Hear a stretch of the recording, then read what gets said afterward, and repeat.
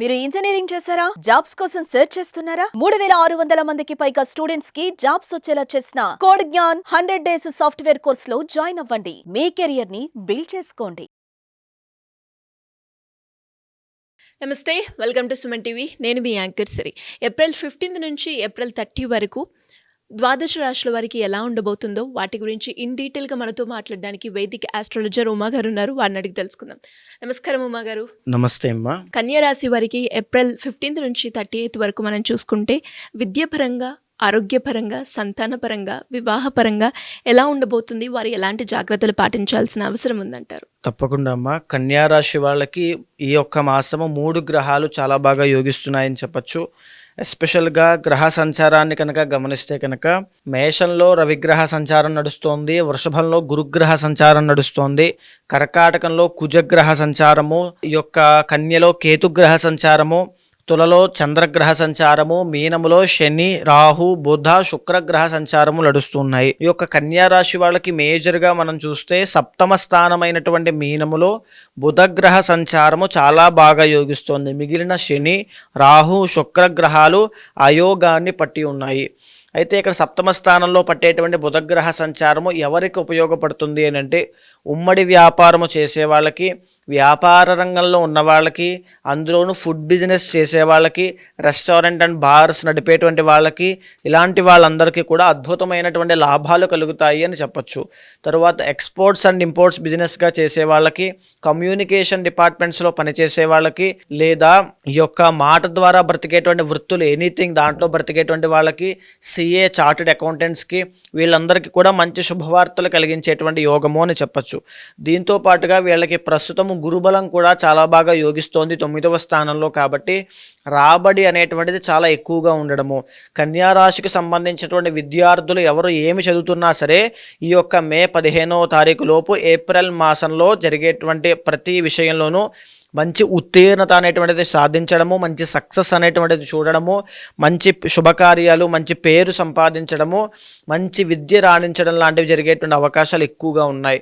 9వ స్థానంలో గురుగ్రహ సంచారం యోగించడం మూలన పెండింగ్ వ్యవహారాలన్నీ కూడా పూర్తవడము, ఇంట్లో శుభకార్యాలు జరగడము, లేకపోతే ఆగిపోయినటువంటి డబ్బులు కూడా మళ్ళా తిరిగి రావడము, పిత్రార్జితం మీద ఎదిగి ఒక స్థాయికి వెళ్ళడము, లేదా వంశపారంపర్యంగా వచ్చేటువంటి ఆస్తి తగాదాలన్నీ సాల్వ్ అయ్యి మంచి ఆస్తి రావడం లాంటివి జరిగే అవకాశం ఉంటుంది. దీంతో పాటుగా 11వ స్థానంలో కుజగ్రహ సంచారము యోగించడం మూలన పై అధికారుల దగ్గర నుంచి మంచి ప్రశంసలు పొందేటువంటి అవకాశం కనబడుతోంది. అయితే కన్యా రాశి వాళ్ళకి కేవలము 3 గ్రహాలు మాత్రమే యోగిస్తున్నాయి. మిగిలిన అన్ని గ్రహాలు కూడా కాస్త అయోగాని నెగిటివ్ సైడ్ ఎక్కువగా ఉన్నాయి. కాబట్టి వాటి కోసం కూడా స్పెసిఫిక్గా మనం మాట్లాడుకోవాలి. ముఖ్యంగా చూస్తే కనుక 2వ స్థానంలో చంద్రగ్రహ సంచారము అయోగాన్ని పట్టి ఉంది. దీనివల్ల మానసికంగా ప్రశాంతత లేకపోవడము, ఏదో ఒక అలజడి, ఏదో ఒక టెన్షన్, ప్యానిక్ సిచ్యువేషన్స్ అనేటువంటి క్రియేట్ అయ్యే అవకాశం ఉంటుంది. అష్టమ స్థానంలో రవిగ్రహ సంచారం నడుస్తోంది. దీని మూలాన అధికమైనటువంటి శ్రమతో కూడిన పనుల్లో ఇరుక్కోవడం కానీ, ఆ పనులు చేయడం వల్ల వచ్చేటువంటి శరీర ఒత్తిడి, తగినటువంటి ఆరోగ్య సమస్యలు రావడము, టైం టు టైం ఫుడ్ అనేటువంటి తినకపోవడం వల్ల వచ్చేటువంటి ఆరోగ్య సమస్యలు వచ్చే అవకాశము కనబడుతోంది. సప్తమ స్థానంలోనే శని, రాహు, శుక్ర గ్రహాలు సంచారం చేస్తున్నాయి. ఎప్పుడైతే సప్తమ స్థానంలో ఈ గ్రహాలు సంచారం చేస్తున్నాయో వైవాహిక జీవితంలో ఇబ్బందులు వచ్చే అవకాశం ఎక్కువగా కనబడుతుంది. దాంట్లోనూ ప్రేమ వ్యవహారాలు అపజయం పొందే అవకాశము, సినీ నాటక కళారంగంలో పనిచేసే వాళ్ళకి, అందులో వ్యవహారం చేసే వాళ్ళకి అందరికీ కూడా కాస్త మందకొండిగా సాగేటువంటివి ప్రతికూలమైన పరిస్థితులు, ప్రతికూలమైన వాతావరణం కనబడుతోంది. సప్తమ స్థానంలో రాహుగ్రహ సంచారం నడుస్తోంది. సాఫ్ట్వేర్ రంగంలో కానీ, ఐటీ ఫీల్డ్లో వర్క్ చేసే వాళ్ళకి కూడా కాస్త ఆర్థిక నష్టాలు పొందేటువంటి అవకాశము, చికాకుతో కూడిన వాతావరణం కనబడేటువంటి అవకాశం కనబడుతోంది. సప్తమ స్థానంలో శనీశ్వర సంచారం నడవడం మూలాన ఏ రంగంలో అయినా ఏ పని చేస్తున్నా సరే కాస్త మందకొండిగా, అధిక శ్రమతో కూడి, అధికమైనటువంటి ప్రెషర్స్తో, స్ట్రెస్తో కూడినటువంటి పరిస్థితులు, జీవన విధానం అనేటువంటిది కనబడే అవకాశం ఎక్కువగా కనబడుతోంది. దాంట్లోనూ స్టాక్ మార్కెట్లో ఇన్వెస్ట్ చేసే వాళ్ళకైనా, లేకపోతే ఈ యొక్క షేర్ మార్కెట్లో చేసే వాళ్ళకైనా వాళ్ళకి కూడా అంతగా గొప్ప విజయాలు ఏమీ కనిపించట్లేదు అని చెప్పచ్చు. అయితే ఎవరైతే వివాహం చేసుకోవాలి అనేటువంటి ఆలోచన మీద ఉంటారో వాళ్ళకి ఇంకా కొద్ది సమయం ఆగి ఉండాలి. ఈ ఏప్రిల్ నెలలో వాళ్ళకు ఒక కొలిక్ వచ్చే అవకాశం అంతగా కనిపించట్లేదు.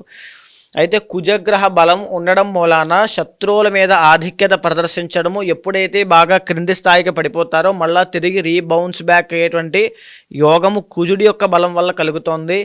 దీంతో పాటుగా ఆరోగ్య సమస్యల్ని ఓడించుకుని సంపూర్ణ ఆరోగ్యంతో బ్రతికేటువంటి జీవన విధానం కూడా అలవాటు అవుతుంది కన్యా రాశి వాళ్ళకి అని చెప్పచ్చు. ఓవరాల్గా చెప్పాలంటే కన్యా రాశి వాళ్ళకి మిశ్రమ ఫలితాలు ఉన్నాయి. ఈ మాసం చివరిలో అంతగా కలిసి వచ్చేటువంటి అంశాలు ఏమీ కనిపించట్లేదు. సామాన్యంగా ప్రశాంతమైన జీవితమే కనబడుతోంది. ఇంకా ఏదైనా తీవ్రమైన సమస్యలు ఉన్నాయి అంటే పర్సనల్ చార్ట్లో చాలా దోషాలు మీకు ఉండి ఉంటాయి. దాన్ని ఒకసారి ఖచ్చితంగా చెక్ చేసుకోండి. పర్సనల్ చార్ట్ బాగుంది అనుకుంటే ఖచ్చితంగా ఇక్కడ ఎన్ని దోషాలు ఉన్నప్పటికీ కూడా చాలా ఈజీగా ఓవర్కమ్ చేస్తారు. ఒకవేళ అక్కడ కూడా మీకు దోషాలు ఉన్నాయి అంటే రెండూ కలగలిసి కష్టాలు అనేటువంటి ఎక్కువ అయ్యే అవకాశం ఉంటుంది.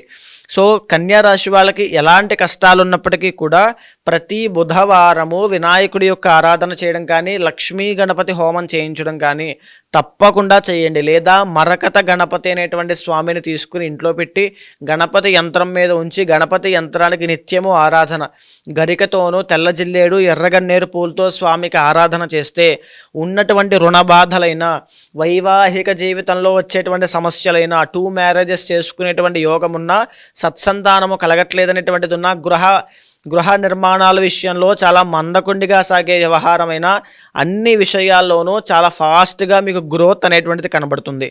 ఎలా అండి, ఎవరికైనా కూడా జాతకరీత్యా వారు ఎదుర్కొన్న సమస్యలకి పరిష్కారం చేసుకోవాలి అన్నప్పుడు మిమ్మల్ని అప్రోచ్ అవ్వాలి అంటే ఎలా ఉంటుంది? తప్పకుండా అమ్మా. ఇప్పుడు మనం మాట్లాడుకునేటువంటి అంశం అంతా కూడా గోచారానికి సంబంధించిందండి. ఇది గోచార ట్రాన్సిట్స్ మీద ఆధారపడి ఉంటుంది. మనము పర్సనల్ చార్ట్లో చూసేటువంటిదంతా కూడా మన యొక్క యూనిక్ చార్ట్ అండి. D1, D9, D10 చార్ట్స్ అన్నీ కూడా మన కర్మ ఆధారంగా మనకి ఏమేమి దోషాలు ఉన్నాయి, దానివల్ల ఎలాంటి సమస్యలో మనం ఇరుక్కుంటాము అనేటువంటివన్నీ తెలుసుకోవచ్చు. ఒకవేళ అలాంటి వాళ్ళు తెలుసుకోవాలనుకునే వాళ్ళు ఎవరైనా ఉంటే కనుక కింద కనిపించేటువంటి నెంబర్కి కాల్ చేస్తే మా వాళ్ళు మీకు పూర్తి వివరాలు అందిస్తారు.